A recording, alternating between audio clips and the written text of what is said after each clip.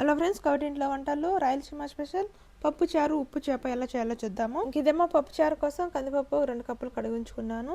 అందులో పచ్చిమిర్చి, టమోటా, ఉల్లిపాయ వేసి ఇదేమో 1/2 టేబుల్ స్పూన్ పసుపు. పప్పు పొంగకుండా కొంచెం ఆయిల్ వేసుకొని ఇలా ఉడికిన తర్వాత ఇవన్నీ ఒక మిక్సీ జార్లో వేసుకున్నాను.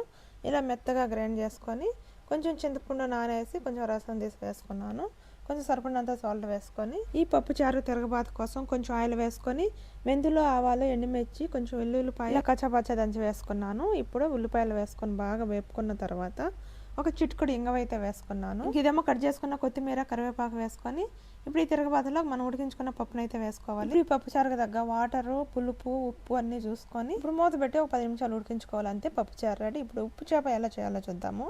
ఈ ఉప్పు చేపలు వేడి నీళ్ళలో బాగా క్లీన్ చేసి పెట్టుకొని ఒక ప్యాన్లో ఆయిల్ వేసుకొని ఇదేమో చిటికెడు పసుపు వేసుకున్నాను. ఇవి బాగా కొంచెం వేగిన తర్వాత ఇప్పుడైతే కట్ చేసుకున్న ఉల్లిపాయలు వేసుకోవాలి. ముందే ఉల్లిపాయలు వేసేసామంటే ఫస్ట్ ఉల్లిపాయలు లేకపోతే చేప లేగవు కాబట్టి ఇప్పుడు ఇలా వేగిన తర్వాత ఇప్పుడు కొంచెం వెల్లుల్లిపాయ, కారం, అలాగే ధనియాల పొడి వేసుకొని బాగా కలుపుకోవాలి. అంతే, ఎండు చేప పప్పు చారు రెడీ. ప్లీజ్ వీడియోకి లైక్ చేసి సబ్స్క్రైబ్.